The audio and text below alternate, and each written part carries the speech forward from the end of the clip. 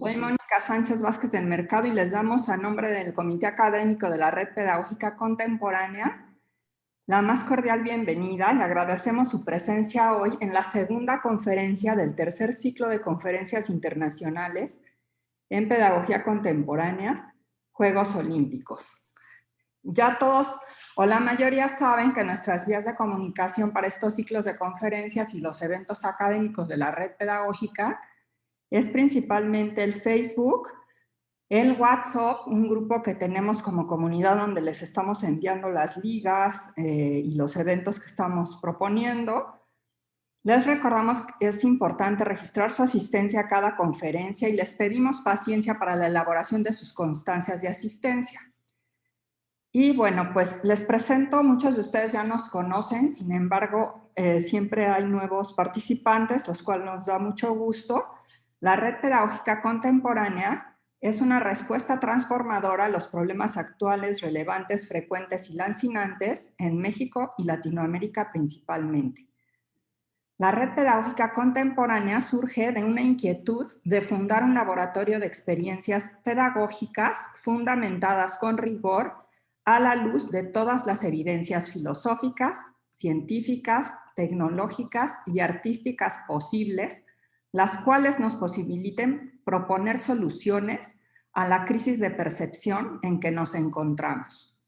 La Red Pedagógica Contemporánea la constituimos una comunidad de profesionistas para construir problemas y plantear soluciones a esta crisis de percepción, desde la conceptuación de la pedagogía contemporánea como la disciplina filosófica de la antropogenia y la educación.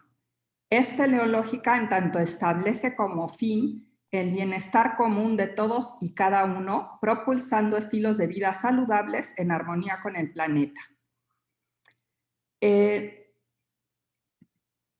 Estamos proponiendo dentro de las actividades académicas un congreso internacional hacia la holoversidad que se llevará a cabo el 1, 2 y 3 de diciembre del 2021 y tiene como objetivo el tránsito de la universidad a la holoversidad. Esta es una utopía académica de naturaleza transdisciplinaria que se construye a la luz de la inteligencia colectiva, la teoría general de sistemas y la teoría pedagógica contemporánea con la finalidad de propulsar un mundo posible y de un mejor mundo posible y deseable para todos y cada uno. Otro de este congreso será en diciembre y previo a este congreso, que ya está próximo a iniciar el 26 de julio, es un seminario en extenso en posiciones remotas, los lunes de las 16 a las 20 horas, empieza el 26 de julio y termina el 15 de noviembre de este 2021. El propósito es ofrecerles a los interesados en esta propuesta innovadora este seminario para formarse como interlocutores y preparar su participación para el Congreso. Y este tercer ciclo de conferencias internacionales en Pedagogía Contemporánea, Juegos Olímpicos, esta es la segunda conferencia, Anolimpias, y el conferencista es René Vargas. Las siguientes conferencias son el 17 de junio, con los Juegos Olímpicos y los récords mundiales, también por René Vargas, y el 24 de julio, Pedagogía Contemporánea de la Cultura Física, que la impartirá la doctora Julieta Valentina García Méndez, y yo, maestra Mónica Sánchez Vázquez del Mercado. El 31 de julio estamos proponiendo un simposio de pedagogía contemporánea que coordina Rosario Cruz Capistrán y que le cedo la palabra para que ella misma lo presente. Muchas gracias. Gracias, maestra Mónica. Buenos días a todos y a todas. Gracias por acompañarnos en esta mañana. Y bien, pues como ya les comentó la maestra Mónica, el día de hoy, al igual que en los sábados pasados, pues vengo a invitarlos a que se inscriban al primer simposio internacional hacia la universidad 2021. Este simposio surge con el propósito. Rosario, se silenció tu micrófono. Listo, ahí estamos, gracias. Vale. Les decía, este simposio pues surge con el propósito de ofrecer un espacio de expresión, análisis, de realimentación y transformación pedagógica contemporánea para la construcción transdisciplinaria de problemas filosóficos, científicos, tecnológicos y artísticos. Hasta el día de hoy ya tenemos varias inscripciones, pero quiero reiterar la invitación para ustedes a que se inscriban como ponentes. Tenemos pocos ponentes y me parece que lo que puede enriquecer este simposio es todo lo que podamos compartir en este espacio. Entonces, la invitación para que se inscriban como ponentes queda abierta. Tenemos 4 vórtices de análisis crítico. Cada uno corresponde a los diferentes ciclos de conferencias que hemos tenido los días sábados. Bien, todavía hay una semana para que inscriban sus ponencias y manden sus documentos para que podamos revisarlos.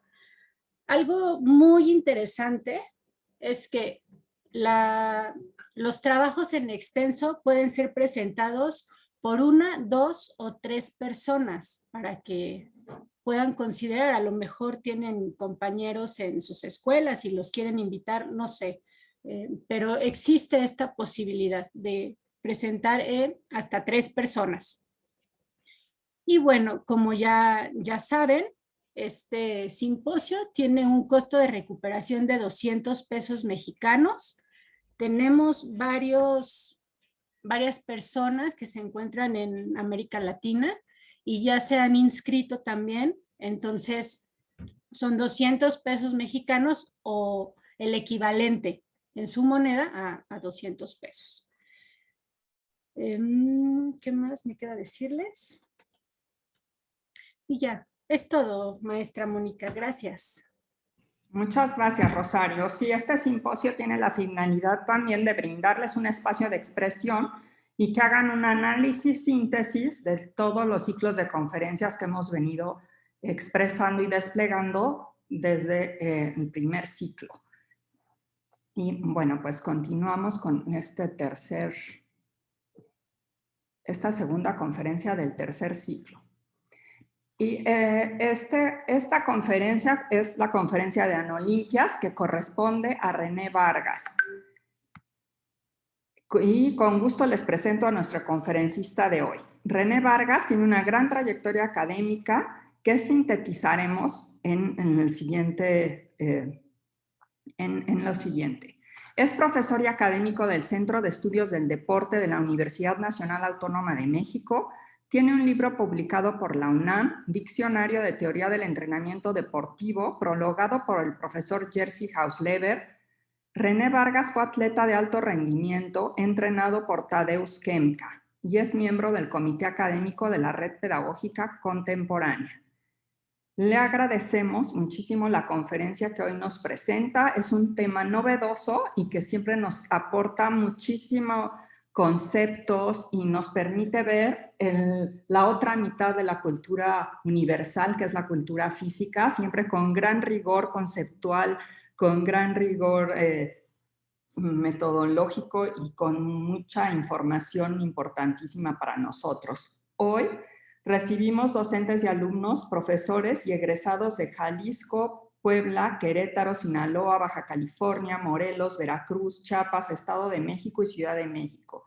Y les damos, como siempre, la bienvenida a nuestros hermanos y hermanas de países latinoamericanos, profesores más del 80%, y personas interesadas en la pedagogía contemporánea, la formación, la capacitación, la cultura física, y egresados de diversas universidades públicas y privadas de México, Latinoamérica, Colombia, Honduras, Perú, Argentina. Bienvenidos, muchas gracias y les cedo la palabra a René Vargas. Buenos días, gracias por la invitación, un gusto estar con todos ustedes. Permítanme un momento para poner la ponencia.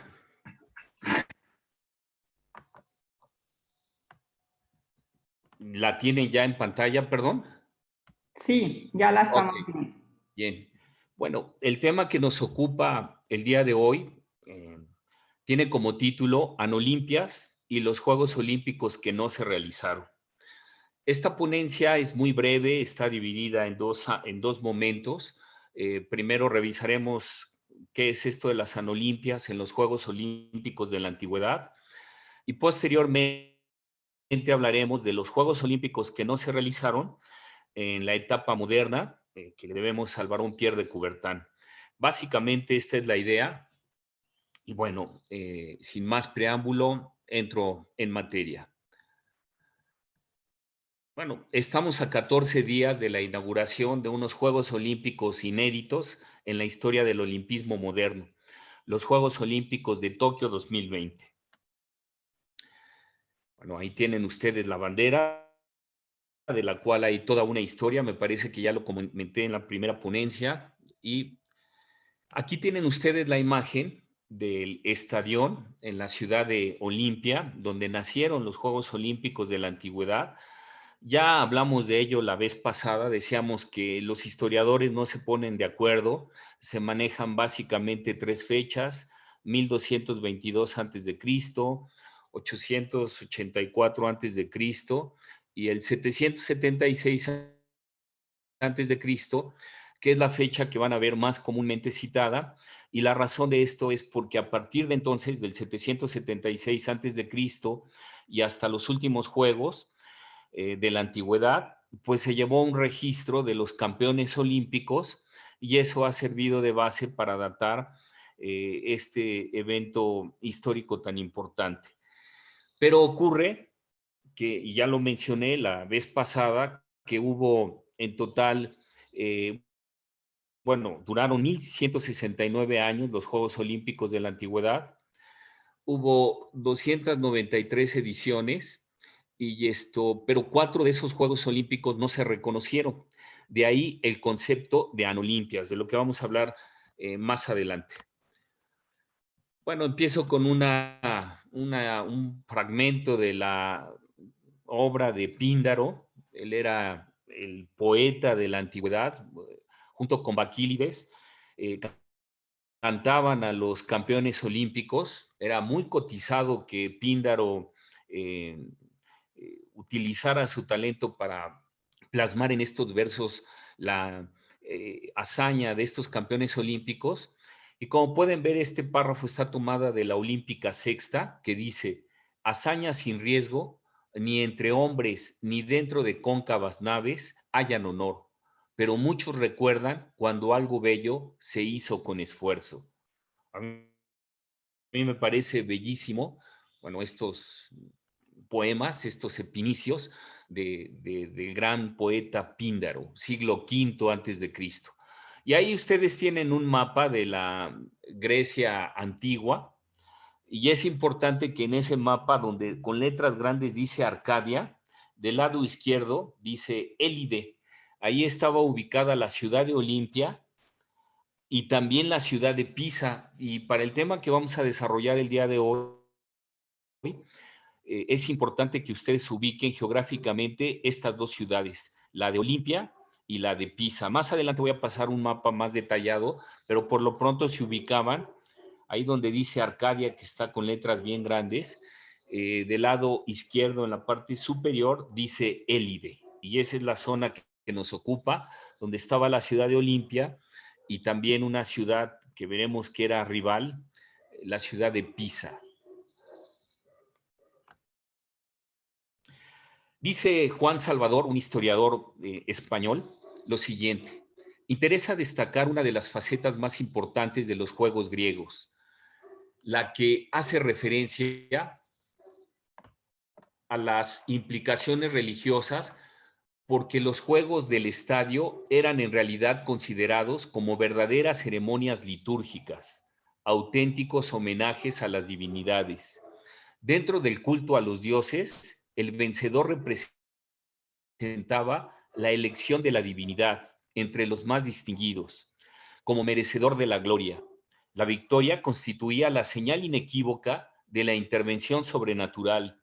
El campeón acababa confundiéndose entre los dioses del Olimpo, como constantemente nos recuerda la poesía de Píndaro.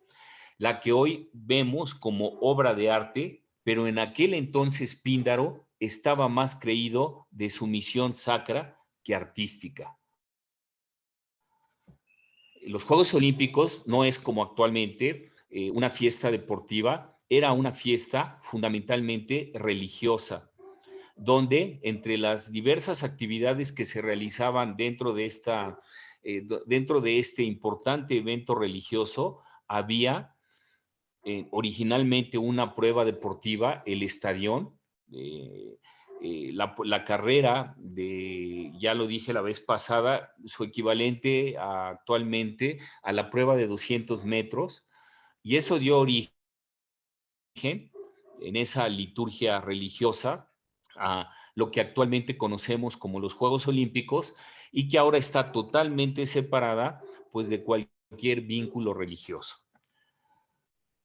Permítanme porque tengo problemas para avanzar. Esto de las videoconferencias tiene sus complejidades. Ahí está. Aún hoy se desconocen los motivos que impulsaron a los griegos a crear los Juegos Olímpicos. El santuario de Olimpia, situado en el Peloponeso a unos 80 kilómetros de Esparta y 320 kilómetros de Atenas, estaba dedicado a Zeus, el dios mayor del Olimpo griego.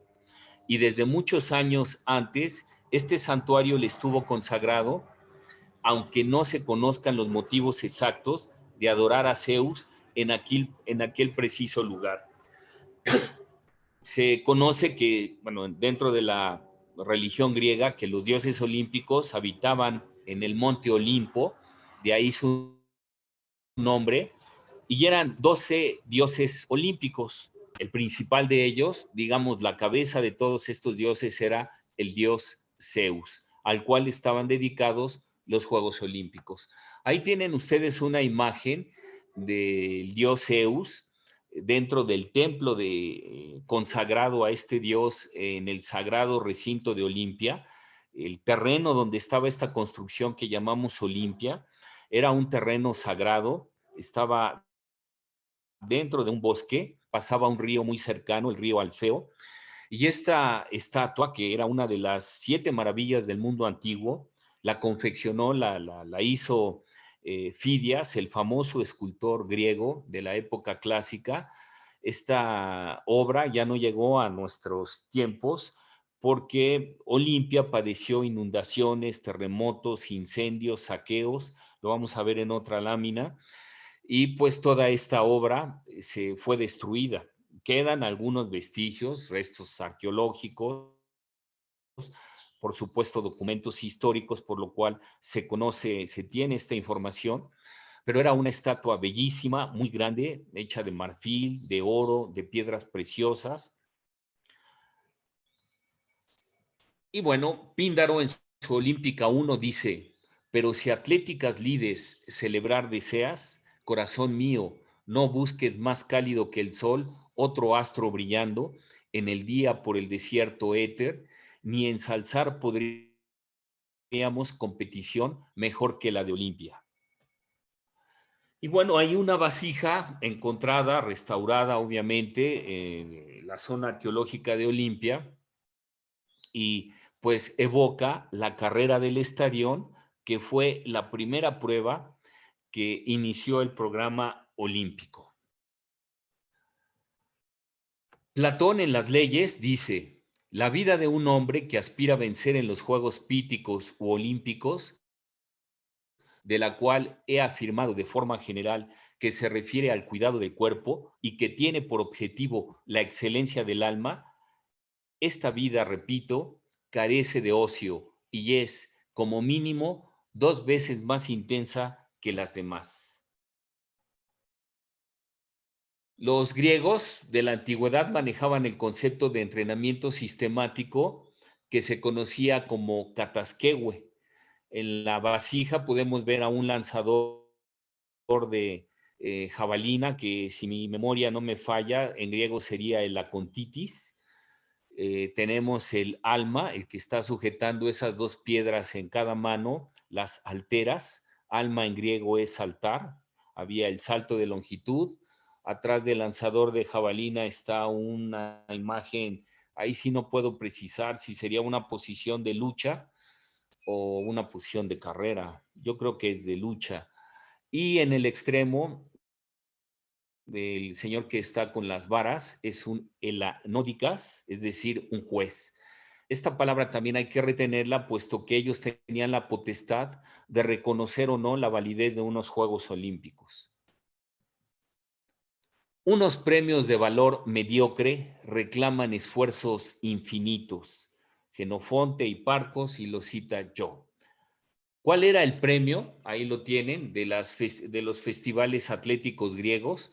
Ahí tienen ustedes los festivales que había. No solo había Juegos Olímpicos, también había Juegos Píticos, Ístmicos, Nemeos. El lugar era Olimpia para los olímpicos, Delfos para los píticos, Corintio para los ístmicos, Nemea, perdón, para los Juegos Nemeos, y se adoraba en Olimpia a Zeus, en Delfos a Apolo, en Corintio a Poseidón, en Nemea a Apolo, y el premio por ganar estos juegos, pues era en los Juegos Olímpicos, en Olimpia, el olivo, una corona de olivo, en Delfos, una corona de laurel, para los Juegos Ístmicos, una corona de pino, y en los Juegos Nemeos, una corona de perejil. Eran vegetales sagrados y era un premio muy reconocido. Los intervalos de tiempo, tanto para los Juegos Olímpicos como para los Juegos Píticos, eran 4 años. Para los Ístmicos y los Nemeos, una diferencia de 2 años. Esos 4 años se denominaban Olimpiadas y era una forma de calendario griego de la antigüedad, una forma de llevar el tiempo a través de Olimpiadas. Y bueno, ahí tienen ustedes las fechas de fundación de los diferentes juegos. 776, como ya lo dije, que es el más reconocido por los historiadores, pero se manejan también otras fechas, como ya lo referí. Y también había los Juegos Panateneos, y como ya lo dije también en mi primera intervención, había unos juegos dedicados a las mujeres, los Juegos Ereos. Ahí tienen ustedes para ubicar geográficamente estas 4 ciudades tan importantes, pues para que ubiquen dentro de la geografía griega, donde estaba ubicada la famosísima ciudad de Olimpia, la ciudad de Nemea, la ciudad de Ismia y Delfos, donde se realizaban los Juegos Píticos. Ya lo dije esto, los Juegos Olímpicos de la Antigüedad se realizaron en el 776 a.C. hasta la fecha de su cancelación en el 393 después de Cristo por el emperador romano y cristiano Teodosio el Grande. Por influencia del cristianismo, al ser consideradas fiestas paganas, fueron clausurados ya definitivamente los Juegos Olímpicos y tuvieron que pasar más de 1500 años para que el barón Pierre de Coubertin restaurara dichos juegos. Durante este periodo se celebraron 293 veces a lo largo de 1169 años y en 4 ocasiones, y ahí empieza ya propiamente nuestro tema, las Anolimpias, se negó su validez. O sea, 289 veces se reconocen, 4 de ellas no se reconocen, la sumatoria da 293. Aquí vamos a ver diferentes imágenes de vasijas que nos recuerdan y que han rescatado los arqueólogos y que nos sirven para confirmar lo que se afirma en los textos que también han llegado hasta nuestros tiempos, como el de Pausanias, por ejemplo, la misma obra escrita de Píndaro, por citar solo 2 ejemplos. Aquí tienen la oplitadromia, se corría, su equivalente era una prueba de 400 metros moderna, pero con casco y cargando el escudo. Aquel que fuera campeón olímpico y decidiera volver a participar en los próximos Juegos, si no ganaba otra vez, se le cortaba la cabeza. ¿Por qué? No lo sé. Por más que he leído, no encuentro cuál haya sido la razón. Esta vasija ya la vimos. Ahí tenemos imágenes que evocan la lucha. Había 3 eventos luctatorios: la lucha, el pugilato y el pancracio. Ahí tenemos escenas de pugilato. Vean también los cuerpos, cómo van cambiando de acuerdo a la prueba. Aquí tenemos la famosísima escultura y la bellísima escultura del discóbolo de Mirón, el escultor Mirón, que trasciende su vida al hacer esta bellísima escultura que fue rescatada, me parece que en el siglo XVIII. Y bueno, pues vean ustedes la calidad de arte que se producía, tanto literario como escultórico, pictórico, en esas épocas. Y esta escultura de bronce que refleja a un pancreasista. De todas las pruebas luctatorias, la única que pasa, que no pasa, perdón, al programa olímpico moderno es el pancracio, por la brutalidad de la prueba. Y aquí tenemos una escultura muy hermosa de la lucha. La diosa Nike, la diosa de la victoria, una marca de zapatos se adueñó de ese nombre. Y bueno, aquí una imagen de cómo se enciende el ritual que hay para encender en la misma ciudad de Olimpia, en la ciudad sagrada de Olimpia, la llama olímpica, que es parte del ritual moderno y que viajará hasta la sede que corresponda, en este caso la de Tokio 2020. Conforme los Juegos fueron perdiendo su carácter local para irse convirtiendo en una festividad de todo el Peloponeso, las rivalidades entre la ciudad de Pisa y Elis, ciudades vecinas al recinto olímpico, para hacerse con el control de los Juegos, así como de las intervenciones militares de Esparta y Argos a favor de una u otra, fueron constantes. Tenemos noticias a través de los historiadores de cómo Fidón de Argos fue llamado por los piratas para que los ayudase contra Elis. Eso lo cita Pausanias en el libro quinto. Finalmente será esta ciudad la que prevalecerá, la ciudad de Olimpia, era la capital de Elis, que prevalecerá en esta larga pugna con el apoyo de Esparta, a pesar de ciertos contenciosos con esta ciudad que obligaron a expulsar temporalmente a los espartanos de las Olimpiadas. Aquí tienen ustedes un mapa donde está la ciudad de Olimpia, que pertenecía a esa región de Élide. Olimpia tenía francas pugnas con la ciudad que está enfrente a su derecha, la ciudad de Pisa. Ahí, con todo respeto para el autor que acabo de citar, Salvador, yo creo que hay un error, porque la ciudad de Élide es una ciudad que pueden ver arriba. Toda la región se llama Élide. Ya dije en mi primera intervención que de ahí viene la palabra de élite, atleta de élite, deporte de élite. El recinto sagrado donde se llevaban a cabo los Juegos Olímpicos de la Antigüedad es sin dudas Olimpia. Élide era otra ciudad importante donde, también ya lo mencioné, tenían obligadamente que entrenar un mes previo de los 10 meses a los que todos los atletas que aspiraban a participar estaban obligados necesariamente a entrenarse 10 meses previos, un mes previo de esos 10 meses en Élide, y de ahí caminar a la ciudad de Olimpia, que pueden ver en el mapa tenía problemas graves sobre la realización de los Juegos Olímpicos, y eso nos va a llevar al tema que nos ocupa, las Anolimpias. Ahí tienen ustedes un cuadro que elaboré, donde están las Anolimpias, es decir, los Juegos que los helanódicas no reconocieron, a pesar que se realizaron, a pesar que hubo resultados, ellos no lo reconocen como máxima autoridad. Y las primeras Anolimpias fueron en el 748 a.C., corresponden a la 8ª edición. La fuente en la que me baso para afirmar esto pues es Pausanias, que consulté directamente, Diodoro de Cilicia, y era por la rivalidad con los ciudadanos de Pisa, eran aqueos, y querían apropiarse de estos juegos. Lo mismo ocurrió en el 644 a.C., en la 34ª edición. Son las mismas fuentes y el mismo problema con el mismo pueblo de los aqueos.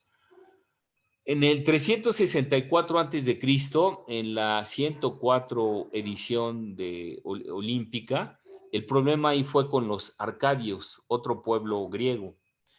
Y en el 67, pero ya después de Cristo, eso ya me llama la atención, que Pausanias, que vivió en el siglo II después de Cristo, no habla de Nerón, solo habla de las 3 primeras Anolimpias. En el 67 después de Cristo, a Nerón se le ocurre realizar unos Juegos Olímpicos. Él tenía, cuando ocurrió esto, 29, 30 años de edad. A él lo invitan a suicidarse, entre comillas, cuando tenía 31 años. O te mato o te suicidas.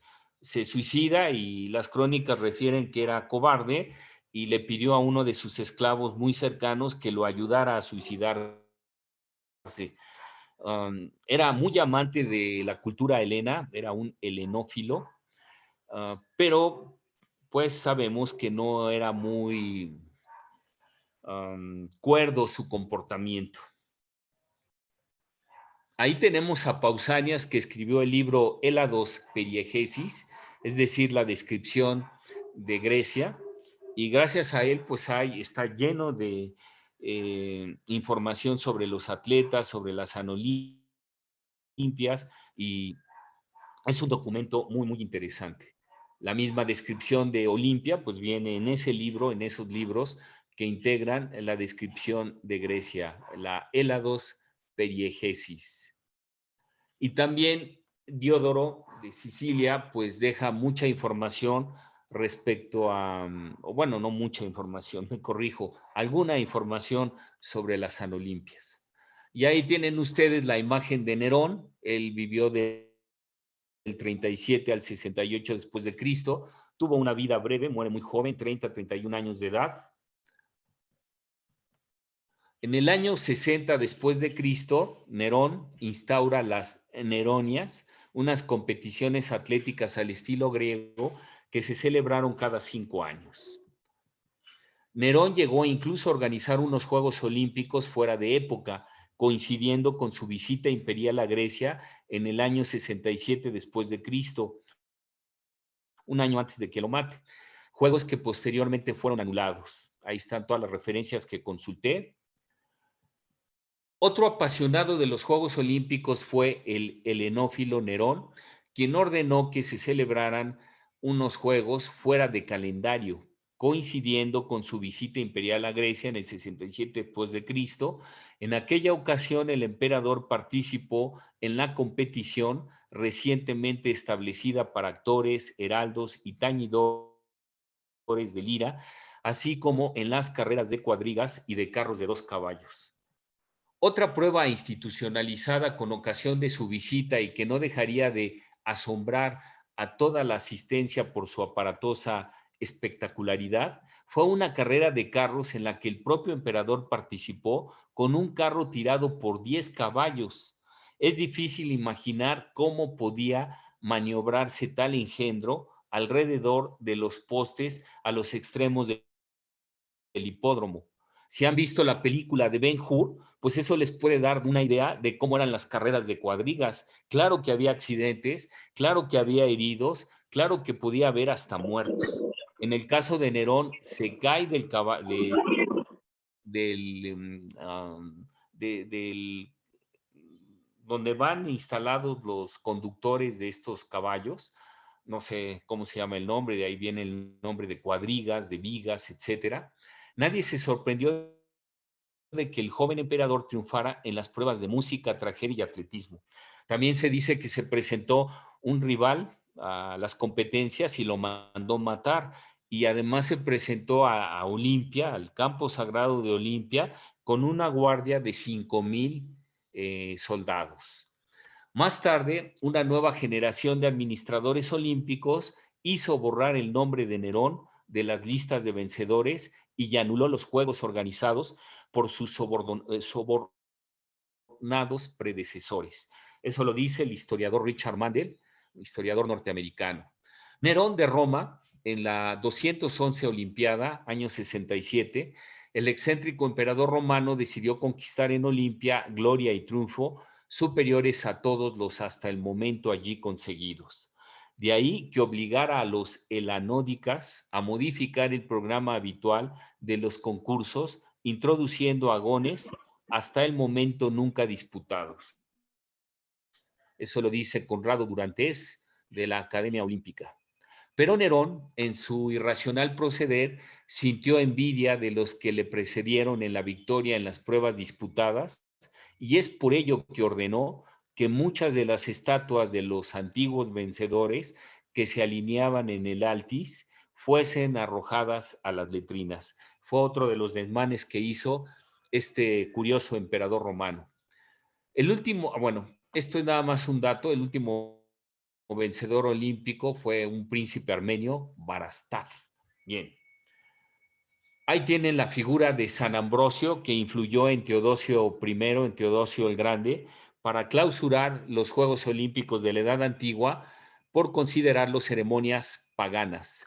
Teodosio I, que en el 393 de nuestra era había prohibido la celebración de los Juegos, mandó incendiar los templos que estaban en Olimpia, entre otros, los esclavos, los varones francos, los venecianos y finalmente los turcos saquearon sucesivamente lo que los terremotos, inundaciones e incendios habían dejado en pie. Durante la Edad Media, la desaparición de la ciudad de Olimpia se convirtió en hecho consumado. Ahí lo tienen. Ahí tienen la imagen de Teodosio el Grande, el que clausura definitivamente los Juegos Olímpicos. Y bueno, también para ir ordenando la información, Ulrich Poplov, citado por Salvador, distingue las siguientes etapas del deporte, y esto, aparte de ver el tema de las Sanolimpias, que es el que nos convoca el día de hoy, sirve también para hablar un poco de la decadencia, de la que ya hablaba en mi primera participación hace una semana, sobre el peligro de que degeneren los Juegos Olímpicos, obviamente hablando de los Juegos Olímpicos modernos. Poplov, Ulrich Poplov, habla de que hubo una época de Homero, la podemos revisar en los dos libros que nos llegan de Homero, en la Ilíada y en la Odisea, hay mucha información para todos los que amamos el atletismo, la carrera, los saltos, los lanzamientos, y cómo se fue conformando este ideal de deportividad, que obviamente en aquella época no existía la palabra deporte, pero sí existía la palabra atleta. La palabra atleta es citada por primera vez en la Odisea de Homero, 800 años antes de Cristo. Esta es la propuesta que hace este investigador, Ulrich Poplov. Ahí tenemos, es época de Homero, decía, el nacimiento de los concursos atléticos, época de las fiestas atléticas o de los hombres fuertes. Ocurre que el siglo VI antes de Cristo se le conoce como el siglo de la fuerza. De ahí es Milo de Crotona, pitagórico, escribió un libro de física, campeón olímpico múltiples veces, con un apetito que pasa a la historia. Se comía, era capaz, según dicen las crónicas, de comerse un buey entero. Está la época del ideal atlético, que comprende, de acuerdo a este autor, entre el 500 y el 440 antes de Cristo. Época de profesionalismo y la especialización entre el 440 y el 338 antes de Cristo. No está señalado el antes de Cristo porque, pues, de donde tomé la cita así lo pone tal cual, SIC. Decadencia del atletismo, 338 al 146 antes de Cristo, y el atletismo bajo los romanos, que ya fue la puntilla, donde pues está el periodo donde se va a clausurar definitivamente. Pasamos ahora ya no a las Sanolimpias, sino al concepto de Olimpiadas no celebradas. Aquí, y al final podemos hacer el resumen, no es lo mismo Anolimpias que Olimpiadas no celebradas. Los Juegos Olímpicos modernos han enfrentado el caso de que hubo Olimpiadas planificadas y que por las razones de la Primera y la Segunda Guerra Mundial no se celebraron. Y comprende el periodo de 1896, los primeros Juegos Olímpicos de la Edad Moderna, hasta estos Juegos Olímpicos de Tokio 2020. Ahí tienen a Coubertin, ya vimos esta imagen en la ponencia pasada, para que ubiquen, nace en 1863, muere en 1937. Está una imagen de Coubertin joven, con su letra al calce. Para Pierre de Coubertin, los Juegos Olímpicos deberán seguir siendo lo que fueron en la antigüedad, la celebración de las Olimpiadas. Con este criterio afirma, hoy, como en la antigüedad, una Olimpiada podrá no ser celebrada si circunstancias imprevistas vienen a oponerse absolutamente, pero ni el orden ni la cifra podrán ser cambiadas. Esto lo afirmaba el propio barón Pierre de Coubertin. Coubertin escribía esto en 1935. Unos años antes, en 1916, no se había celebrado la sexta Olimpiada. La Primera Guerra Mundial, la Gran Guerra como se le llamó originalmente, había impedido tal celebración. Por tanto, no hubo Juegos Olímpicos, pero eso no impedía que la Olimpiada, aún sin celebración, hubiese existido.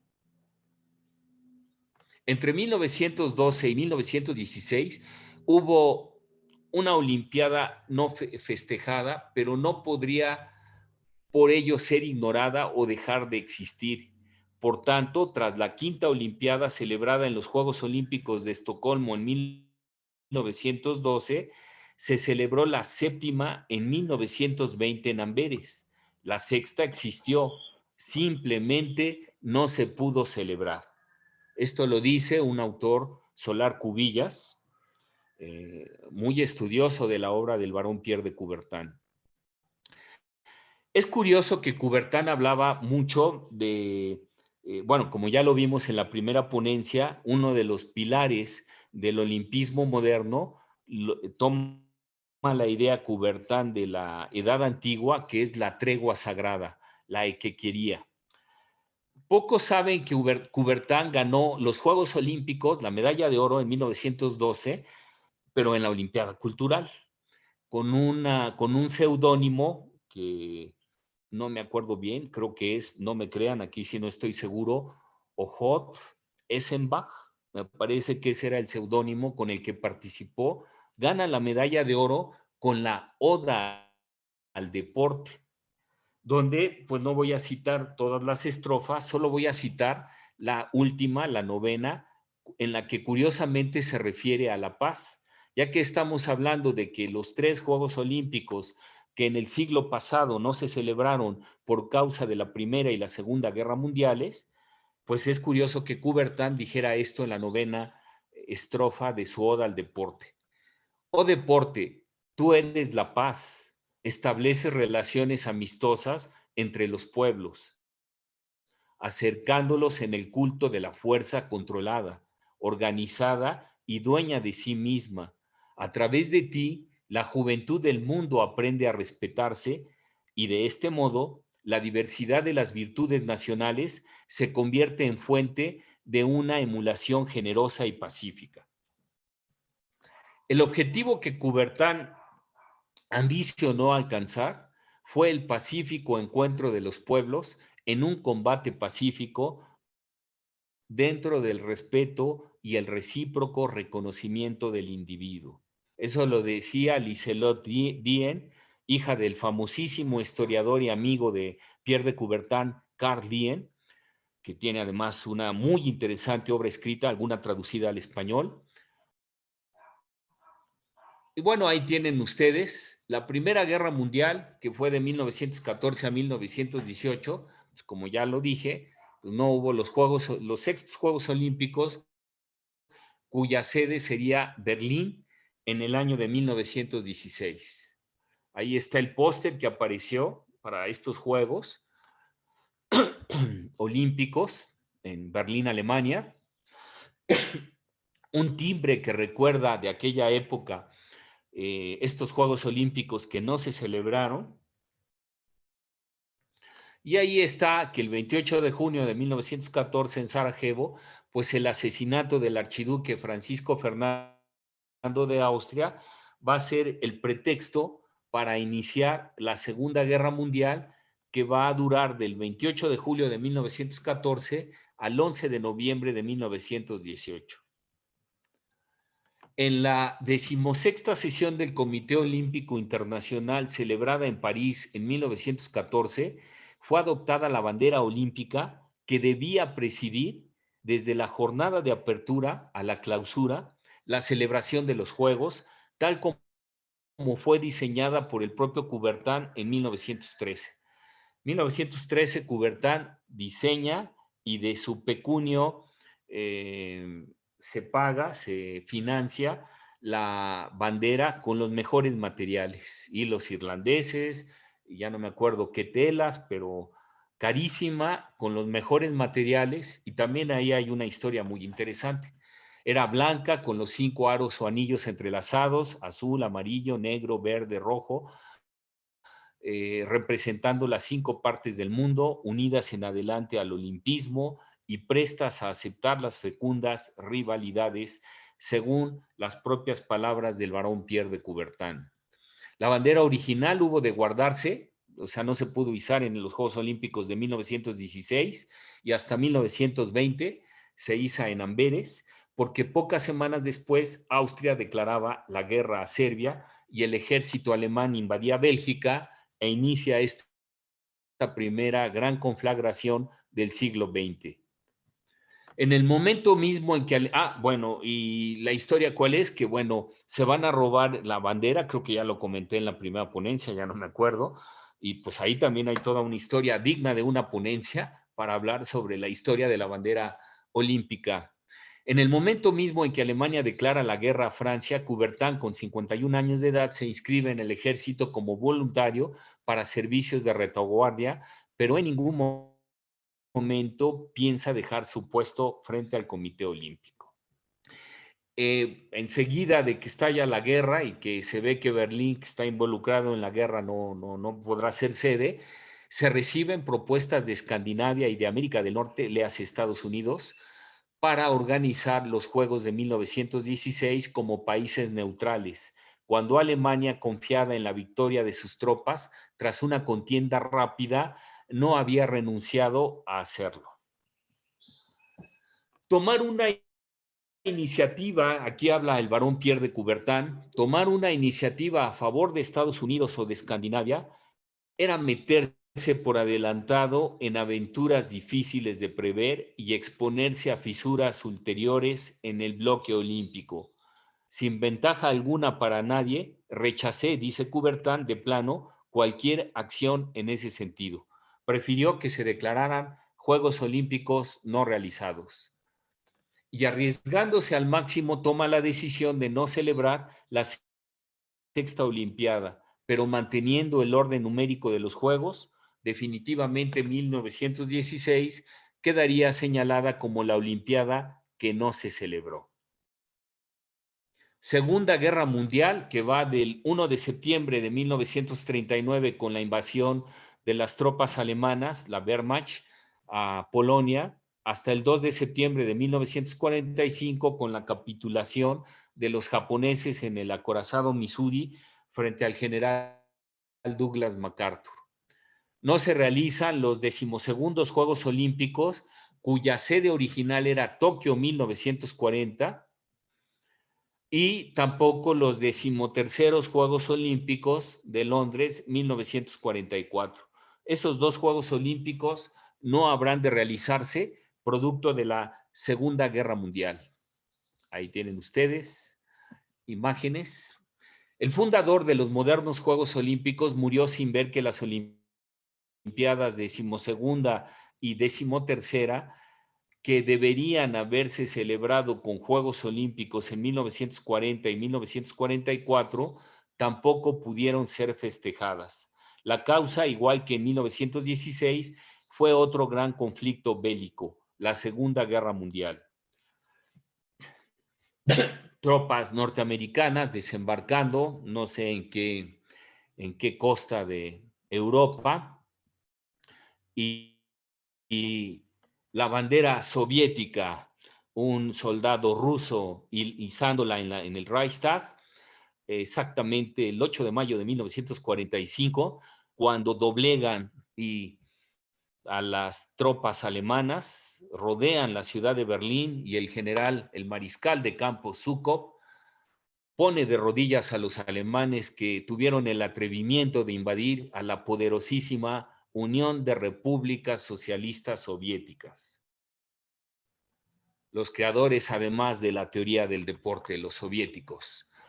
En la sesión del Comité Olímpico Internacional celebrada en Berlín el 31 de julio de 1936, fue elegido Tokio, que conmemoraba ese año el 2600 aniversario de la fundación de la dinastía real japonesa, quedando Helsinki, eso es importante retenerlo, en segundo lugar. Cuando se ve que Tokio ya está bien involucrado en la Segunda Guerra Mundial, Helsinki levanta la mano, pero también Finlandia, Helsinki es la capital de Finlandia, pues no va a poder realizar la edición de los 12º Juegos Olímpicos.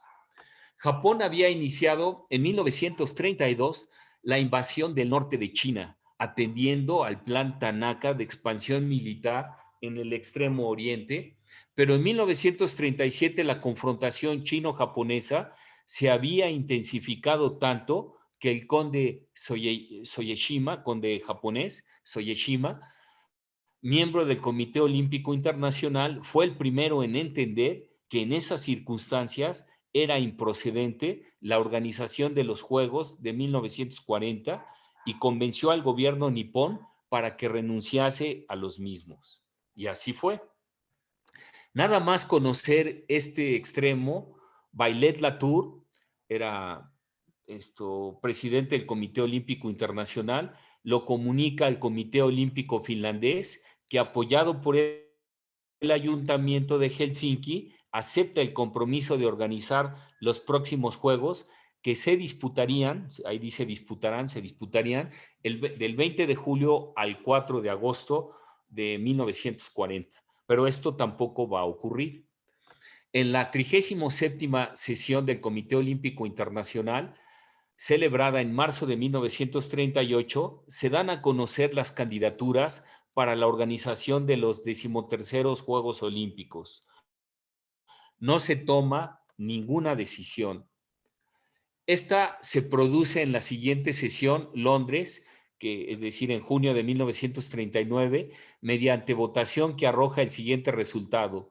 Londres, 20 votos. Roma, 11 votos. De tal manera que los 13º Juegos Olímpicos los debería de realizar Londres, tampoco se van a realizar. Londres estaba sometida en 1940-41 a bombardeo directo de los proyectiles B2, se llaman B2 por la sigla de la V, de Vengador, dirigidos directamente a Londres desde alguna parte de Alemania, de la Alemania nazi. Roma, por supuesto, también estaría involucrada hasta las manitas en la Segunda Guerra Mundial con el duque, se me fue el nombre, con el jefe de los fascistas, Mussolini, Benito Mussolini, y que también tendrá un mal fin, igual que Hitler. Ahí tienen ustedes imágenes de una bandera de los 12º Juegos Olímpicos, cuya sede sería Tokio 1940. Ahí está. Las barbaridades que hizo el ejército japonés contra la población china, que no voy a comentar, pero que previo a esta ponencia las documenté, tremendas cosas que vi y las barbaridades que ellos cometieron, los japoneses. Ahí tienen ustedes las Olimpiadas no celebradas. Están las fuentes y pues son 3 Juegos Olímpicos, 1916, edición sexta, Berlín, Primera Guerra Mundial, 1940 y 1944, 12ª y 13ª edición, le correspondía a Tokio, después Helsinki pudo haber sido la sede, en ninguno de los dos casos se realizó, y la 13ª le correspondía a la ciudad de Londres, y ahí tienen ustedes las Olimpiadas no celebradas. Y caemos en una tercera categoría que otra vez Tokio vuelve a aparecer 2020, pues Tokio no es ni Anolimpia, ni es tampoco Olimpiada no celebrada, se va a realizar fuera del el tiempo que le correspondía, se realiza sin público. Todos los que seguimos los Juegos Olímpicos, pues constantemente en estos últimos días escuchamos que la ministra de Salud japonesa dice no va a haber público, estarán los entrenadores, estará el equipo de apoyo de los atletas, por supuesto estarán los estelares, que son los atletas que tendrán el privilegio y el honor de participar en estos Juegos. Todo, y bueno, sigue la pandemia. Todo esto hace que Tokio 2020 sea algo nuevo, o sea, no es Anolimpia, no es Juego Olímpico no celebrado, no tengo la palabra para ubicarlo, ningún estudioso de este campo se ha pronunciado en ese sentido.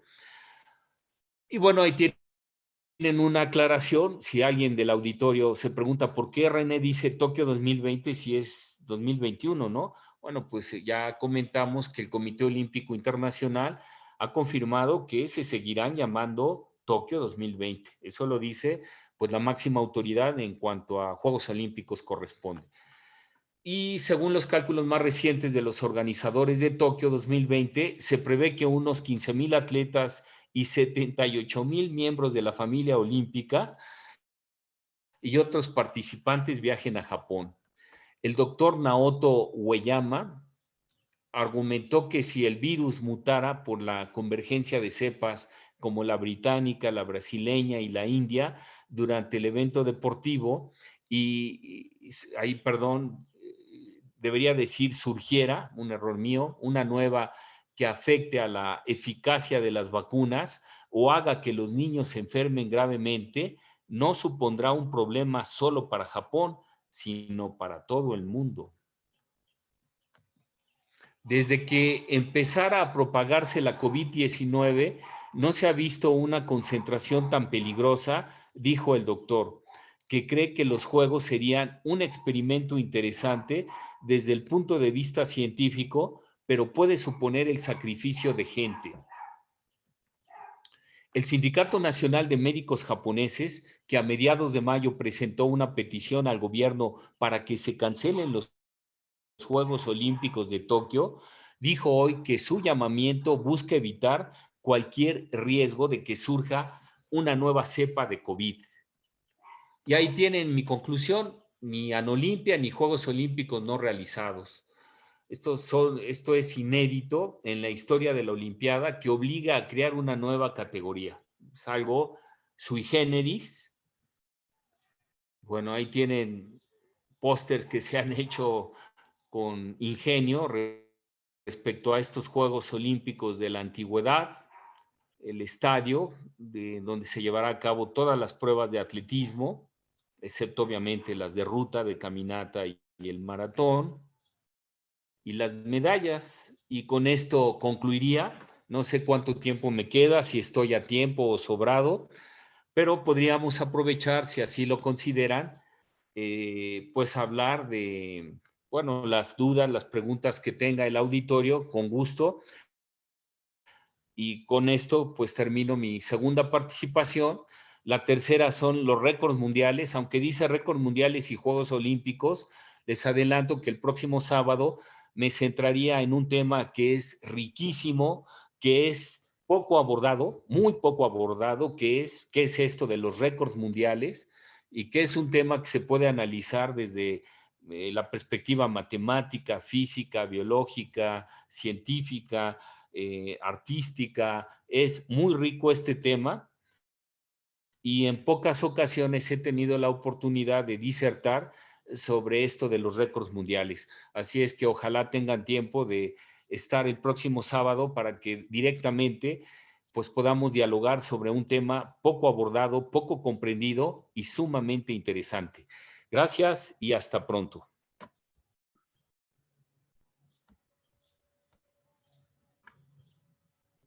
Muchas gracias, René Vargas, como siempre, por esta espléndida conferencia.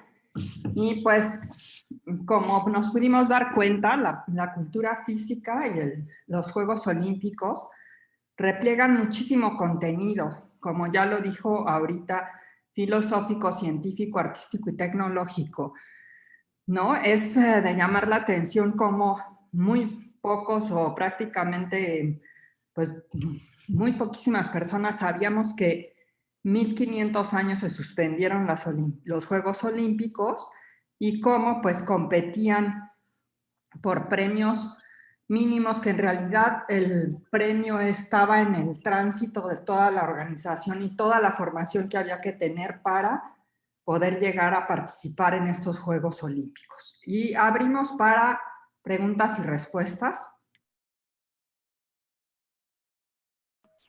Sí, adelante, a la orden.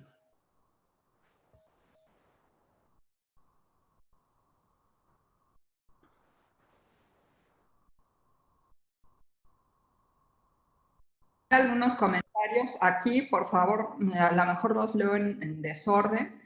Aida Carrillo Campo, ¿cómo se puede ligar este tema con las asignaturas que acaba de mencionar? A ver, con gusto respondo, pero no me queda muy clara la pregunta. Si me ayuda, maestra Mónica, por favor, ¿qué dice otra vez? Y si la lee, por favor. Y dice, ¿cómo se puede ligar este tema con las asignaturas que acaba de mencionar? Es que no entiendo, ¿qué con la ciencia, las humanidades, la filosofía, la estética, la Sí, tecnología, la arquitectura? sí, supongo que sí, con los contenidos filosóficos, científicos, artísticos y Sí, tecnológicos. o que la elabore la persona, que no es examen, no es clase, no. Así es, Aida Carrillo, si quieres abrir su micrófono, por favor, y preguntar directamente. Sí, buenos días a todos. Buenos días. Una disculpa, pero no me queda claro. Usted mencionó que el tema se podría relacionar, como ya mencionó la maestra Mónica, con diversas asignaturas, biología, matemáticas, física, no sé, a lo mejor hasta lenguas, Bien, inglés. el récord del ¿Cómo podemos mundo. relacionar el tema con nuestras propias asignaturas? Por No, ejemplo, yo bueno. doy clases de botánica.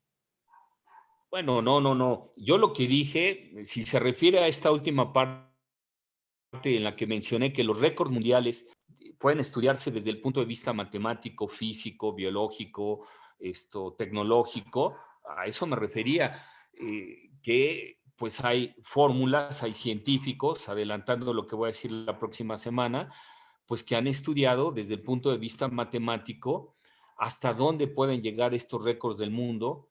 El cuerpo humano está sometido a leyes biológicas, a leyes químicas, a leyes físicas. A eso me refiero. Ah, muy bien. Por supuesto Gracias. que estos temas deberían de relacionarse, de ir educando a un niño con estos temas, ¿no? No las clases de educación física con la pobreza que les caracteriza. Los recuerdos que yo tengo de mis clases de educación física son de una ausencia total de teoría y pues correr, pero sin sentido, jugar, pero sin mucho sentido, sin mucha estructura. Entonces, ¿qué pueden hacer los docentes que nos escuchan? Pues ir con mucha disposición de parte del docente, ir viendo cómo introducen estos temas en la formación de sus alumnos, sean niños, adolescentes o jóvenes, pero de que el deporte está vinculado, es tema de estudio desde cualquier perspectiva, pues quiero decir que el deporte, como han visto, tiene literatura, Píndaro, Baquílides, por citar dos de la antigüedad, pero en cualquier época ha habido literatura que habla del deporte. Se puede estudiar desde el punto de vista filosófico, desde el punto de vista ético, desde el punto de vista estético, desde el punto de vista arquitectónico o de la ingeniería, desde el punto de vista mercantil o económico. La política entra en el deporte, la estética, no hay área pues que se sustraiga al deporte, eso es lo que he querido decir, pero si no es suficiente mi explicación, con mucho gusto estoy a disposición de ustedes para tratar de ser más fino en mis explicaciones. Les escucho. Aquí también me gustaría agregar que el vínculo también se hace a través del tamiz pedagógico contemporáneo, ¿no?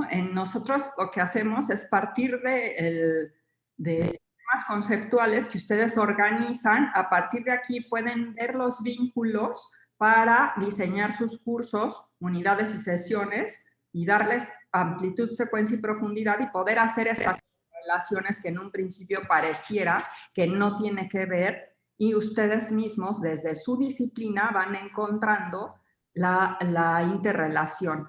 También pensamos que entre más amplio sea el sistema conceptual referencial operativo, pues más elementos, más información y conceptos tendrán, y eso enriquecerá su praxis docente y ustedes van a ir encontrando cómo ir vinculando todos estos conceptos para darle sentido a sus asignaturas y a los contenidos que ahí se repliegan, despliegan y se implican. Sí, y también quisiera decir a la maestra Aida Carrillo, pues si da botánica, pues ya puse yo, por ejemplo, como las coronas eran de pino, de laurel, de perejil, de apio, pues eso ya hay un vínculo ahí con los que estudian la botánica y el deporte. La botánica se relaciona con lo que comemos, con el vegetarianismo. Yo por lo menos no como carne, pues ahí ya hay un vínculo que entra ahí la disposición de cada una de las personas que escuchan estas ponencias para ver cómo podemos ir vinculando el campo de conocimiento del docente en cuestión con estos temas. Lo que sí les garantizo es que, bueno, en mi opinión son muy interesantes e insisto, creo que son poco difundidos, poco conocidos, aún en la comunidad universitaria. Sí, René, también el Eneldo, ¿no? No, sí, hay varias, bueno, por ejemplo, en esas épocas, estoy hablando de los griegos de la antigüedad, en el siglo VI antes de Cristo, ya había discusiones sobre lo que debería de comer un atleta. Ya ahí está el origen, por ejemplo, de lo que actualmente llamamos nutrición del deporte, antropología del deporte, por ejemplo, cuando mencioné las diferentes formas de los cuerpos, ya en esa época los entrenadores de la antigüedad, que también sería tema de una ponencia, la compleja organización, había diferentes tipos de entrenadores, había diferentes jerarquías entre los entrenadores, estaba el gimnasiarca, el hipogimnasiarca, el paidotribo, el hipopaidotribo, había masajistas, administradores, etcétera. Tenían discusiones, uno, vinculándolo con la botánica, sobre la dieta. ¿Qué dieta es la conveniente para un luchador, para un pugilista, para un corredor del estadión o para un corredor del Olimpios? Había ya discusiones. En Platón podemos encontrar varios elementos en ese sentido. Y por supuesto, a lo largo de los siglos empezó a conformarse estos campos que ahora se les conoce como ciencias del deporte, donde entra desde ciencias como las matemáticas o la física, pasando por la nutrición, por la biología del deporte, hasta llegar a la filosofía del deporte, la ética del deporte, la axiología del deporte, la pedagogía del deporte, etcétera, etcétera. Repito, no hay campo de conocimiento, el que ustedes me digan, que pueda sustraerse al estudio de este fenómeno que actualmente llamamos deporte. Es lo que puedo decir. Muchas gracias, Julieta. Adelante. Ahí está el tema que trabajamos con René en algún punto. Resulta que el hinojo es rodilla, pero a su vez es una verdura. Que sería muy bueno que en su clase de botánica, profesora Aida, nos dijera cuál es la clasificación, porque su biología, porque es la única verdura que no es ni rizoma, ni ¿cómo se llama? Ni, ay, los camotes son tubérculos. Y resulta que los hinojos, que además ahí sí que nos platique el doctor, que nos platique René Vargas, la historia sobre los hinojos.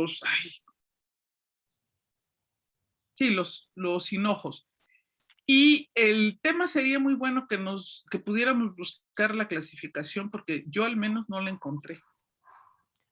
Bien. Pero no tiene fronteras, la cultura física es la mitad o más de la cultura universal. El hinojo, por ejemplo, para esta cuestión que me dice Por favor. la doctora Julieta, el maratón, la batalla de maratón que va a dar origen a una prueba que está en el programa olímpico, maratón significa hinojo. La batalla de maratón fue realizada en un campo de hinojo y eso significa, yo que fui corredor, pues nunca nadie me lo explicó, ahora como profesor lo tuve que investigar. Hay una ponencia que pueden buscar en internet que la convocó el Instituto de Investigaciones Filológicas de la UNAM, un ciclo de conferencias en la cual yo tuve el gusto y el placer de participar justo con esa ponencia, el maratón, de la batalla de maratón a los Juegos Olímpicos y al récord del mundo, así se llama, fue en el 2017. Y ahí empiezo mi ponencia sacando un hinojo de una bolsa diciendo, bueno, maratón significa hinojo, pueden comérselo, sabe muy rico, es dulzón como el anís, pueden hacer tés. Las pértigas antes eran de bambú, hablando del dopaje tecnológico que a alguno del auditorio le sorprendió la vez pasada este término y este concepto. Pues antes las pértigas eran de bambú, y pues ahí vamos a hablar, de eso se relaciona con los récords del mundo. No es lo mismo saltar con una pértiga de bambú a saltar ahora con una pértiga moderna, con tecnología, los 6,15 o más de 6,15 metros que se saltan en varones y en mujeres los más de 5 metros que se saltan, pues todo eso se va relacionando. Si yo fuera botánico, relacionaría la comida, lo que comemos, la polémica que hay con el vegetarianismo, con las diferentes variantes de vegetarianos hasta llegar a los veganos, muchas vegetales están vinculados, como ya lo puse en esta segunda intervención, pues a la historia de los Juegos Olímpicos. Lo que puse es esa síntesis de los diferentes juegos que se realizaban con los diferentes premios que otorgaban y que a muchos les puede parecer actualmente insignificantes y que representaban un gran esfuerzo, como lo dice ese bello poema de Genófanes, el obtener esa corona de laurel o de olivo o de lo que fuera. Eso es todo de mi parte. Muchas gracias, Tengo René. una pregunta.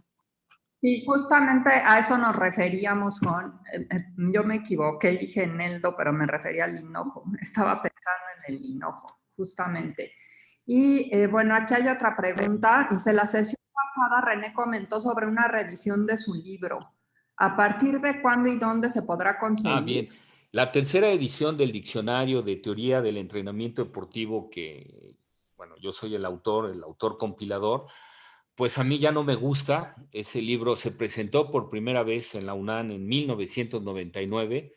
Han pasado muchos años y lo he rehecho o en eso estoy. La pandemia me ha permitido trabajar en eso y es un trabajo ya totalmente diferente al original. Ha mejorado, en mi opinión, bastante. Habla Papá Cuervo, por supuesto, de su obra, pero comparado con el otro, pues nada que ver. Ahora ya está mucho mejor. En el original venían 1085 definiciones, en este vienen, pues hasta la última conteo que hice, 1250 y tantas, tal vez llegue a las 1300. Y entiendo que en agosto, ahí depende mucho de lo que diga el rector Graue, si regresamos o no. Lo que sí me queda claro es que yo regresando, pues mi director general me pedirá ese trabajo. El acuerdo es que lo tengo que registrar antes en Indautor y pues de ahí lo que tarde el director general de mi área, de la Dirección General del Deporte Universitario, y lo que tenga que acordar con la Dirección de Fomento Editorial y pues el tiempo que tenga que transcurrir, que eso ya no depende de mí. Yo esperaría que para el próximo año estuviera publicada la tercera edición del diccionario, pero eso no depende de mí, no lo sé. Ojalá y se publicara. Lo que sí es, pues, es ya otro trabajo. Y pues un tema muy importante hablando de cómo el deporte no puede sustraerse a ningún campo de conocimiento es el lenguaje.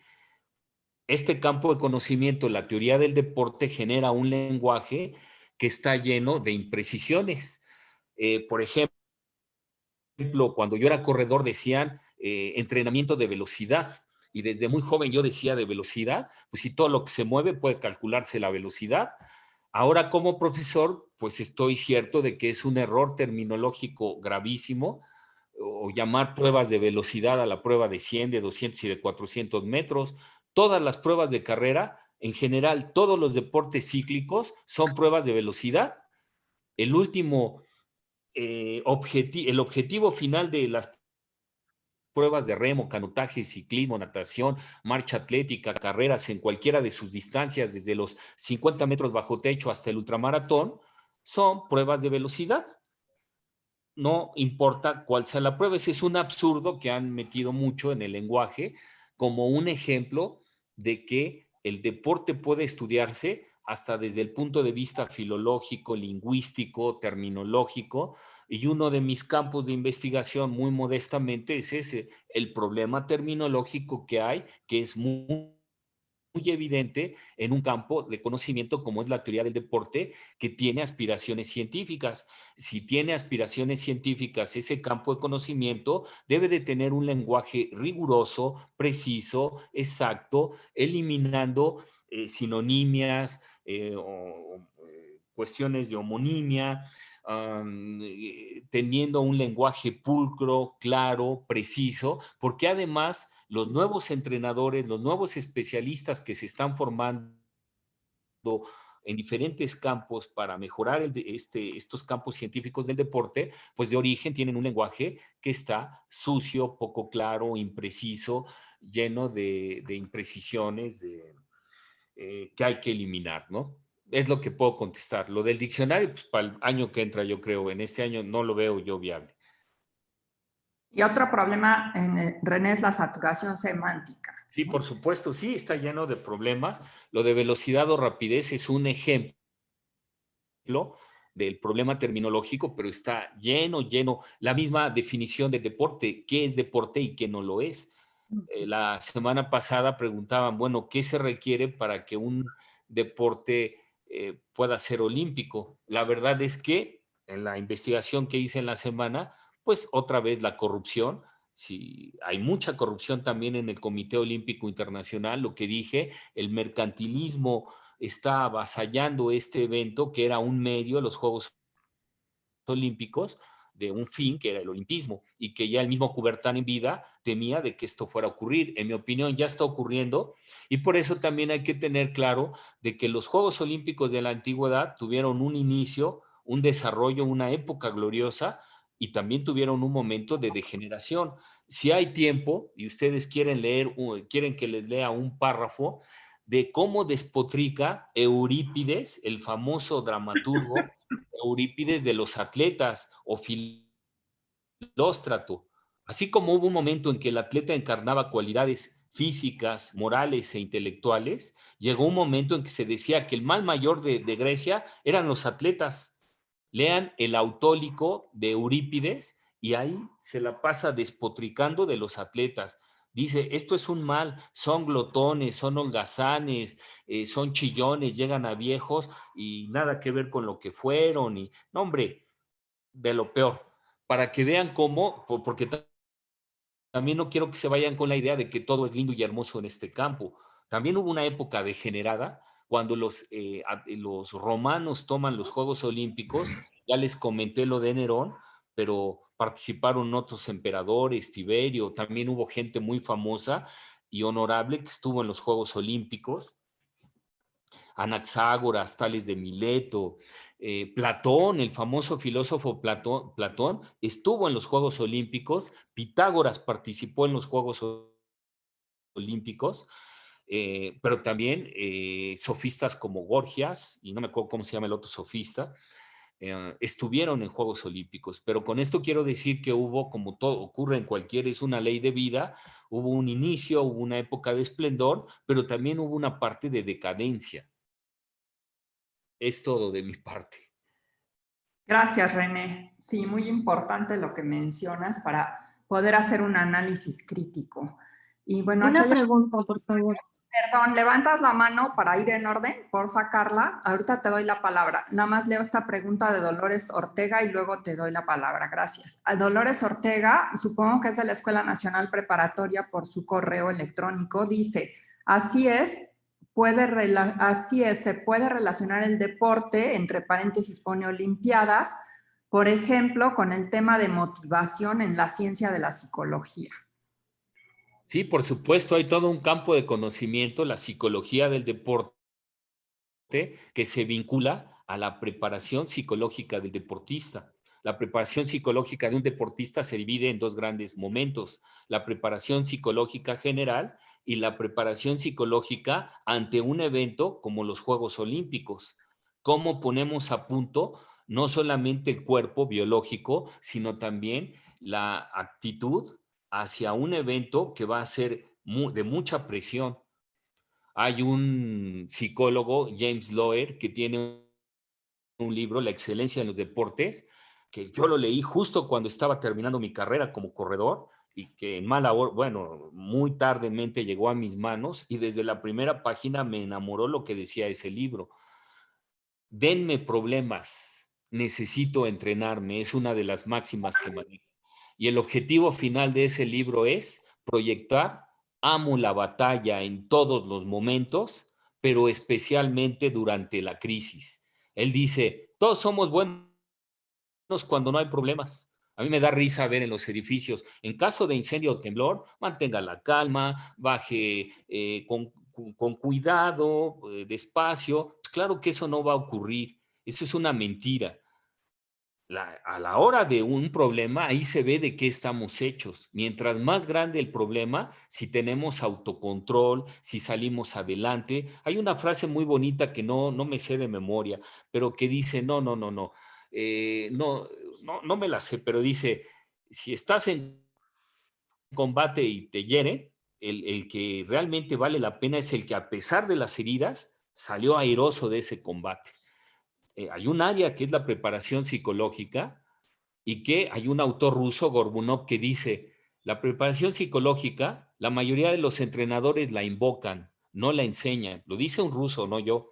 Dice, un minuto antes de que me suba al ring, flaco, René, te veo nervioso, tranquilo, échale ganas. Pues eso no dice nada.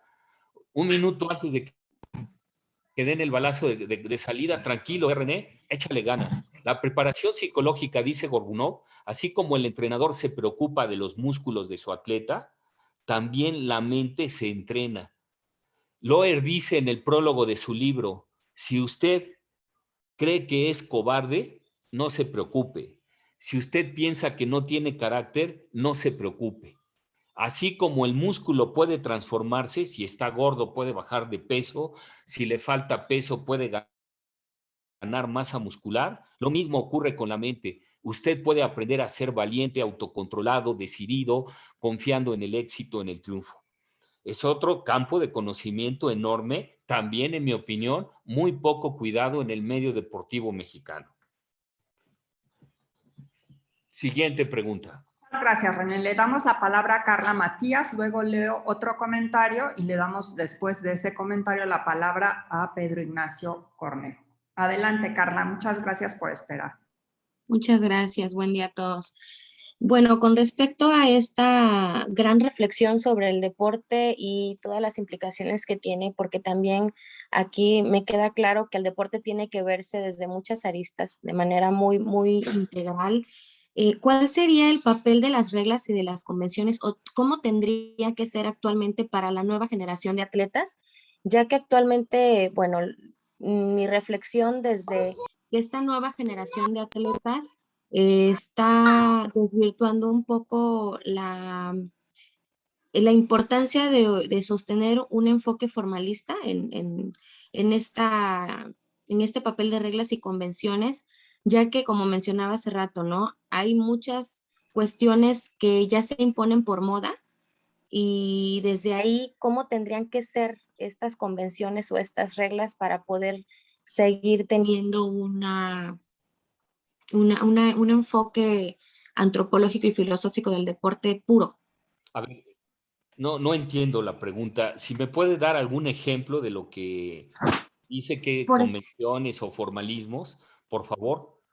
por ejemplo, cuando se destacan los nuevos deportes, hablando, por ejemplo, específicamente del fisicoculturismo, ¿cómo tendrían que hacer las reglas y convenciones para que, por ejemplo, ellos que utilizan proteínas y demás cuestiones sintéticas, que no se impusiera por moda como un deporte? Porque ahí hay ya una agresión a la cuestión natural y biológica del cuerpo. A ver, voy a tratar de contestar la pregunta. Para empezar, el deporte en los países que han sido exitosos se enfrenta de manera holística. Sí. Esa es la primera afirmación. La segunda, da usted el ejemplo del físico-constructivismo, pero hablemos con claridad. El físico-constructivismo está acusado de dopaje. Eso yo supongo que es lo que usted me quiere Así es. decir. O sea, hay dopaje, sí. Hay la sospecha en fútbol americano, en físico-constructivismo y en muchos deportes, también en el Exacto. atletismo, en unos más y en otros menos, que hay dopaje. Es decir, el uso de sustancias ajenas a mi cuerpo, que me incorporo a mi cuerpo con el objetivo de elevar el rendimiento, mi rendimiento, pero que pone en riesgo mi salud. Y ahí entran cuestiones éticas, por eso hablé varias veces de la ética del deporte. Es un campo de conocimiento que existe y que en México, hasta donde yo sé, pues no lo cultivan. Existe ese campo de la ética del deporte. Las reglas que hay, pues son las reglas que impone el Comité Olímpico Internacional. Que impone el Comité Olímpico Internacional. Hay una comisión antidopaje a la cual todos los deportes olímpicos tienen que someterse, no está a contentillo, a gusto, a decisión de la Federación Internacional en turno. Todos los atletas que están en un ranking internacional son sometidos a, a controles antidopaje, algunos con aviso y otros sin aviso. Así de pronto llegan atletas famosos, tienes que someterte a este dopaje, ellos pueden negarse, pero todo eso se anota y se va registrando. Por ejemplo, en estos Juegos Olímpicos del 2020 en Tokio, la Federación Rusa no va a participar como país, solamente se invita a ciertos atletas rusos por la cuestión de que está castigada como país porque está acusada de que desde el gobierno hay un sistema de dopaje para las selecciones nacionales de la Federación Rusa. Entonces, muchos atletas rusos protestaron diciendo, y con toda razón, no todos, porque seamos rusos, nos estamos dopando, ¿no? Como yo digo, no por ser mexicano soy corrupto, si bien es un mal nacional, yo no lo soy. Igual ocurre con estos atletas, de tal manera que el Comité Olímpico Internacional está haciendo invitaciones individualizadas. Por convención, si llegaran a ganar medalla, se va a izar la bandera del Comité Olímpico Internacional, no la de la Federación Rusa. Esas son las convenciones que hay. Una de las amenazas, y lo dije en la ponencia pasada, que están actuales, que son amenazas hacia el movimiento olímpico internacional y hacia la pureza del deporte, es el dopaje en cualquiera de sus formas. Dopaje farmacológico, dopaje genético, dopaje psicológico, dopaje tecnológico. El dopaje tiene muchas aristas, muchas caras.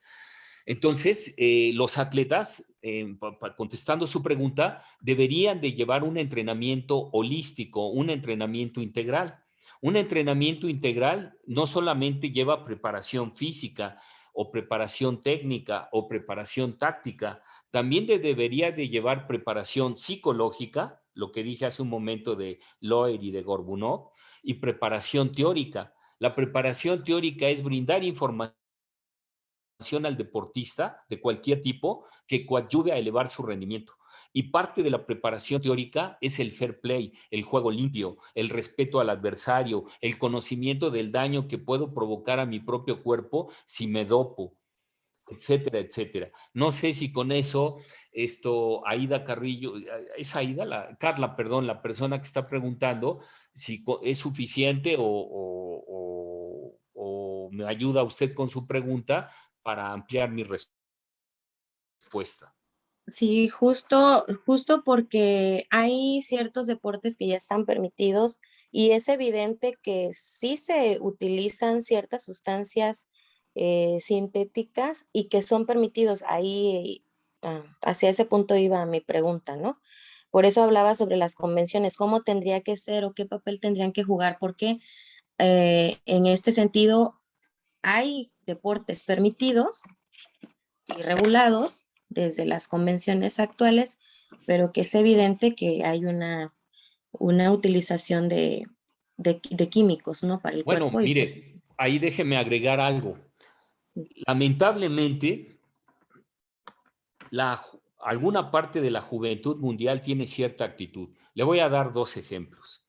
Hay estudios en Estados Unidos, sobre todo, donde se le pregunta a los jóvenes, donde es una serie de cuestionarios, donde se le pregunta a los jóvenes si a pesar de saber los daños que a su propio cuerpo le provocaría el uso del dopaje, si decidirían doparse. Los porcentajes son altísimos, donde dicen, por supuesto que me seguiría dopando a pesar del daño que me voy a provocar, con tal de tener 5 minutos de fama, como coloquialmente decimos. Esa es la actitud. En la juventud mexicana, y perdón por el ejemplo, hay jóvenes que afirman, yo no quiero seguir la vida de mi padre, que fue muy honrado, con su sueldito, se jubiló. Yo prefiero estar 5 años en el narco, con mujeres hermosas, dinero, poder, aunque acabe en la cárcel o me mate.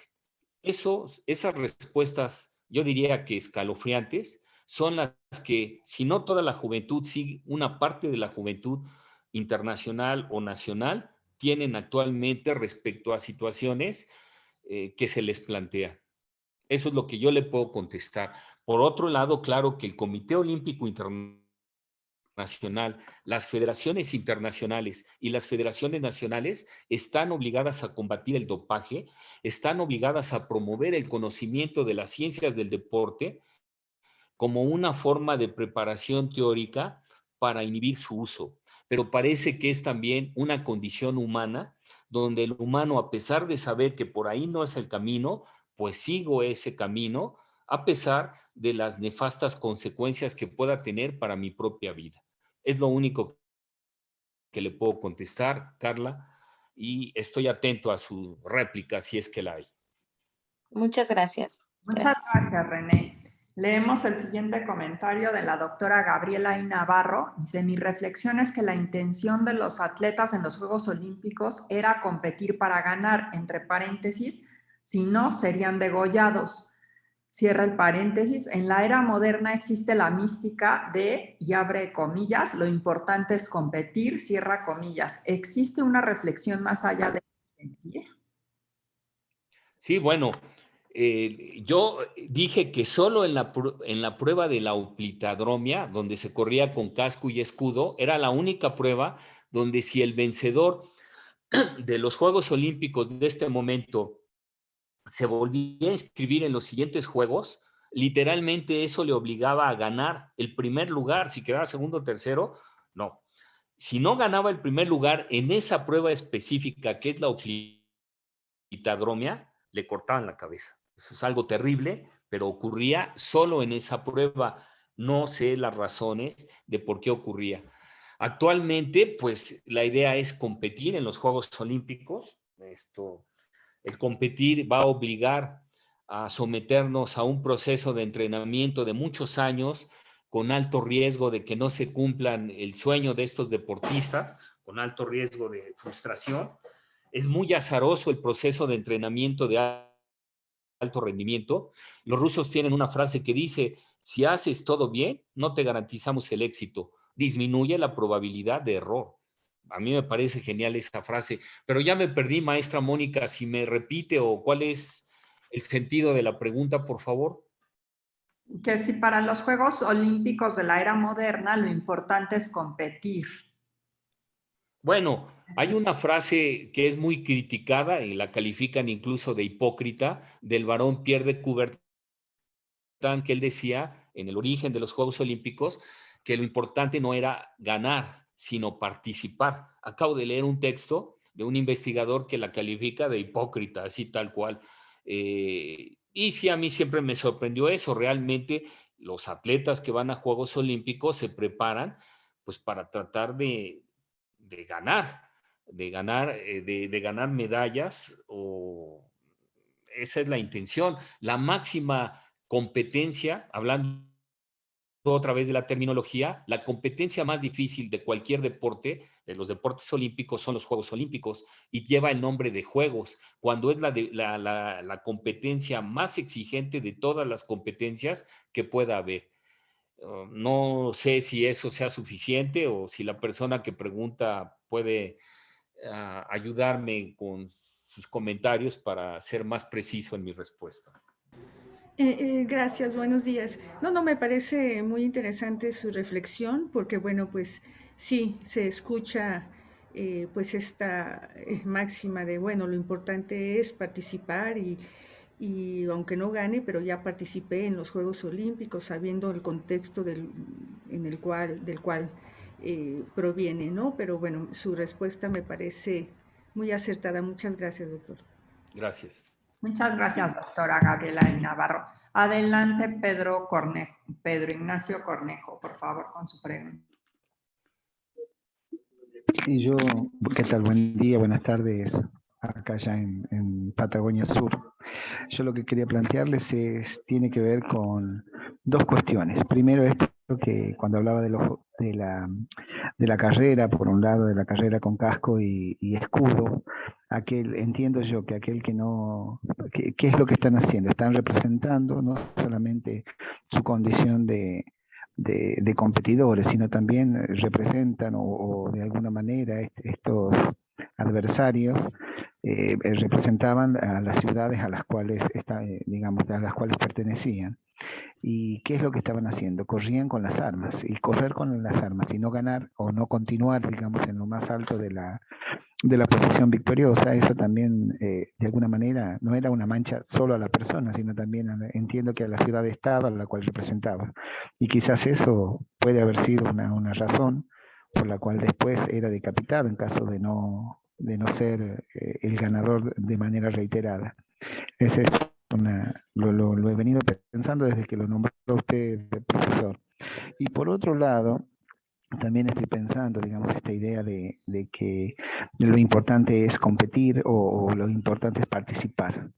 Entiendo como, digamos, que la participación de alguna manera garantiza o de alguna manera propone a las personas que pueden acceder a los Juegos Olímpicos o que logran, digamos, que realizan todos los pasos, todas las pautas, el desempeño necesario como para poder representar al país al cual van a representar en la situación de Juegos Olímpicos, que digamos este logro debería tener digamos un doble reconocimiento. Por un lado, el que hayan ganado entre los propios, entre los iguales, digamos, en su propio país, el ser el representante del mismo, llevando el honor de su participación en la situación olímpica.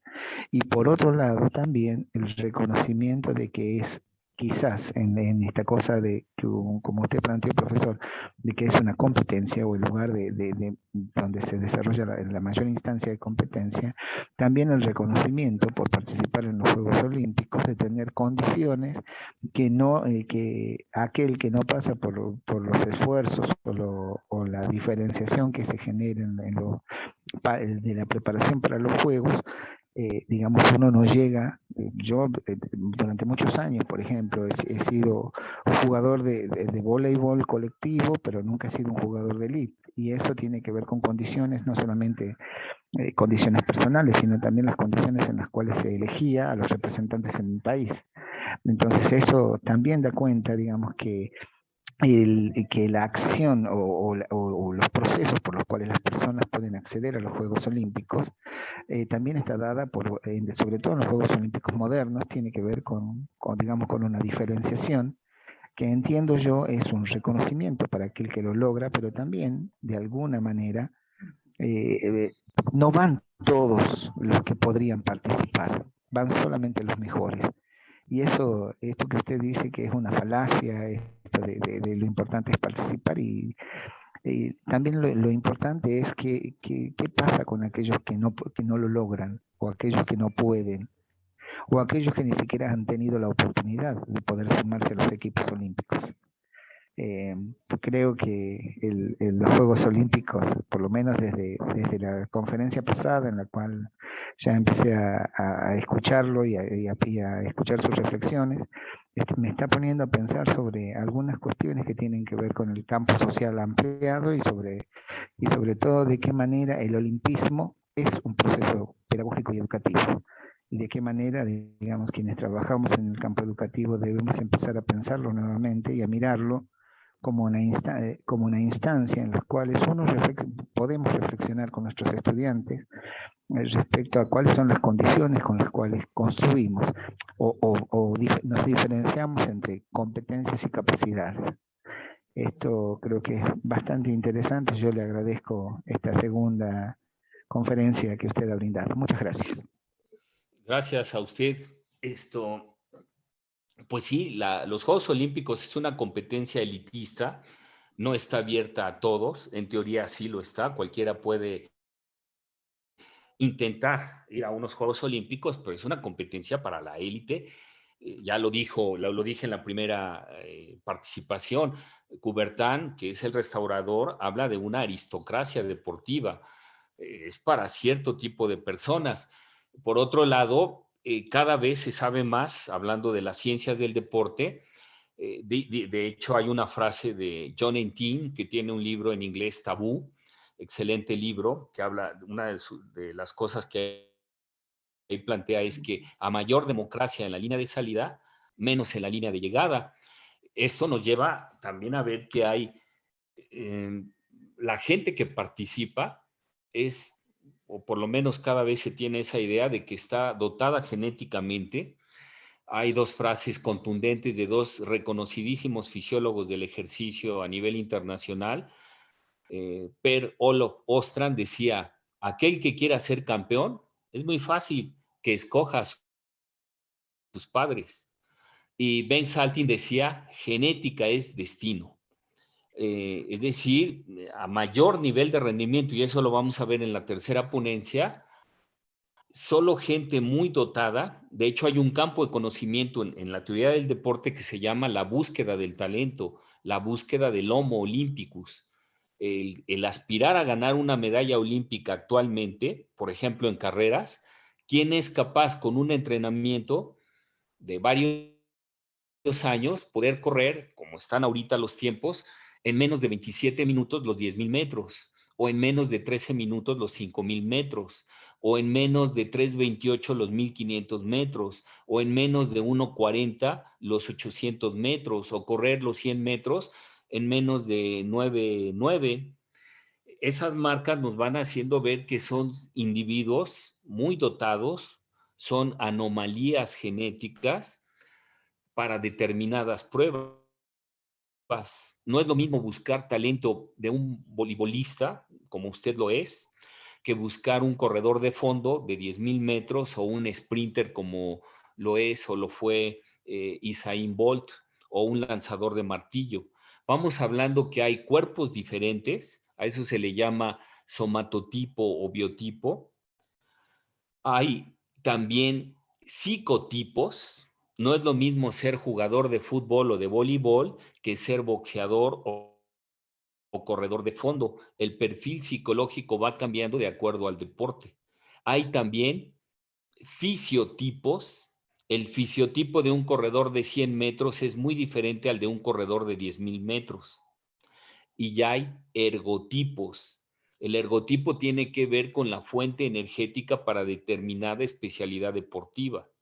Y atrás de todo está lo que se llama genotipo, es decir, esa afortunada combinación genética de mis padres para un deporte determinado. ¿La tuve o no la tengo o no la tengo? Punto. Por otro lado, también el Comité Olímpico Internacional restringe la participación a 10,500 participantes en cada edición olímpica por cuestiones también económicas, de tiempo, etcétera. Y también restringe el número de eventos deportivos. Más o menos alrededor de 10,500 atletas han de participar.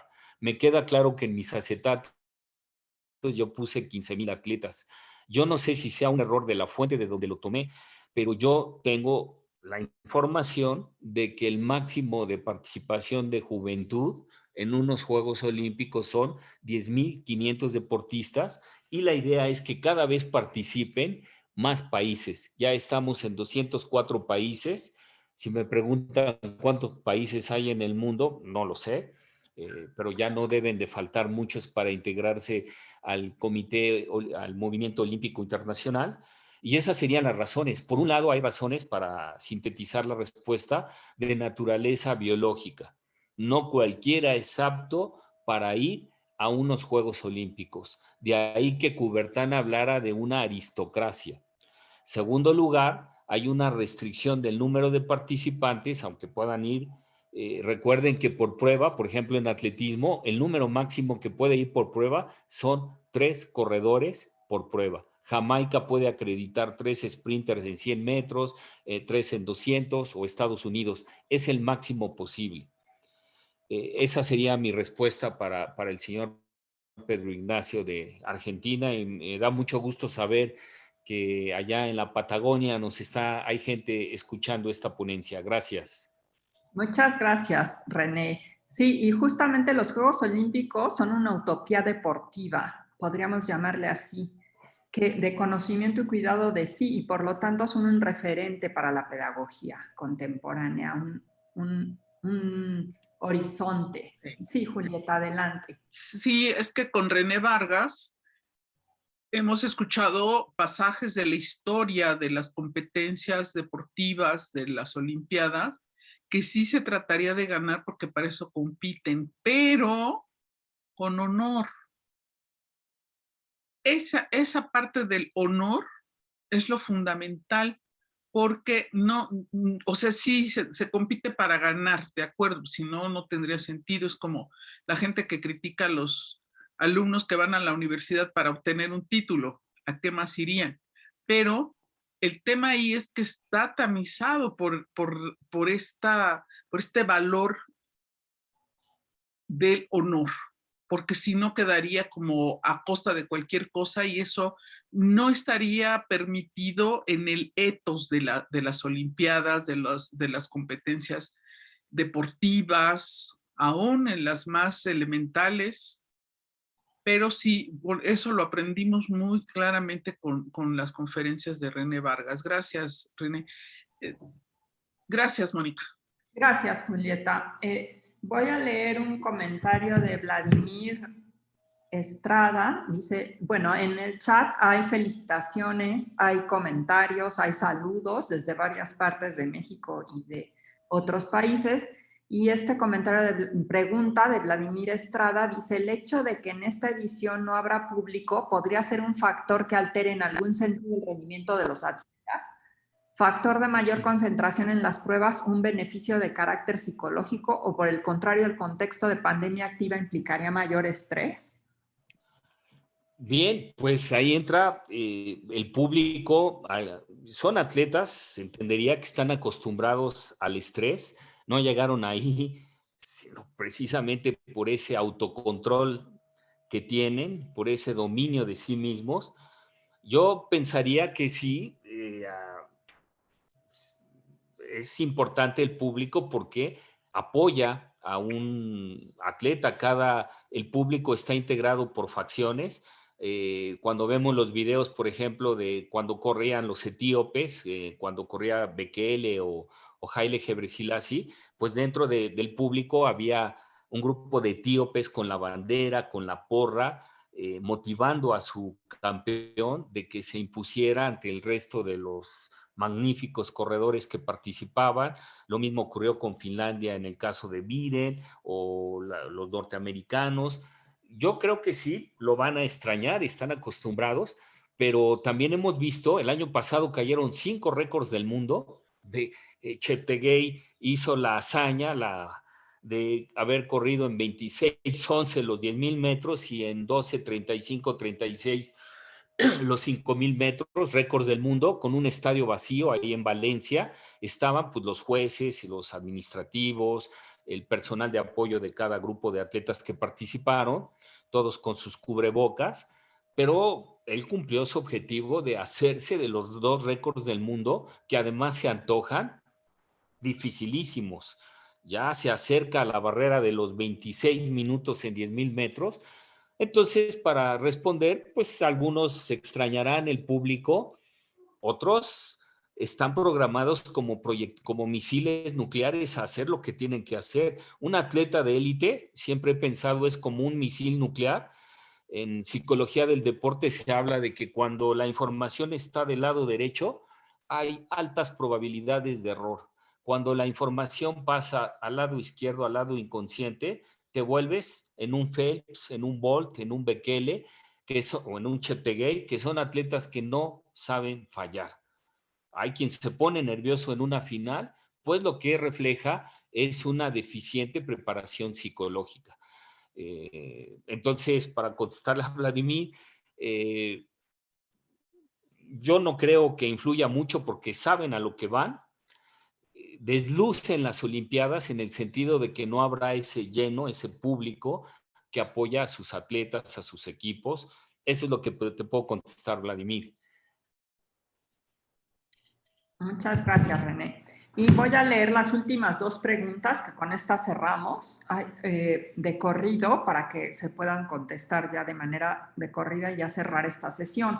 Beatriz Garza González pregunta: ¿cuál era el sentido de cortar la cabeza si no se ganaba por segunda vez? Si bien expresó no ha encontrado la razón, considera que quizá el sentido de ello, a partir de qué se trataba de demostrar con ello, porque en otros tiempos y fronteras la decapitación ha tenido diferentes significados, incluso ha sido tema ficcional, dice aquí. ¿Ficcional? Esa es una... Bien. No, pues como ya dije, yo nunca invento, si no sé, digo, no sé, yo no tengo ningún problema en decir. Me parece que es una forma de mostrar respeto al auditorio que confía en el ponente. No lo sé, insisto, yo nunca he leído una explicación. La oplitadromia, lo único que podría decir, está vinculada a las cuestiones militares. Es decir, los griegos eran, sobre todo los espartanos, los grandes guerreros de la época, y participaban en sus combates en las batallas reales con su casco, su escudo, su espada corta, su lanza.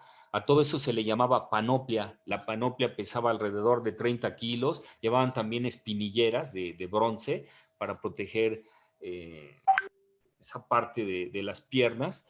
Y tal vez la oplitadromia, no tal vez, la oplitadromia tenía vínculos con las cuestiones militares y no sé si por eso el castigo era tremendo, pero no lo sé. O sea, yo no tengo ahorita una fuente referencial de algún historiador especialista en ese campo que me permita a mí decir la razón. Eso es lo que puedo contestar.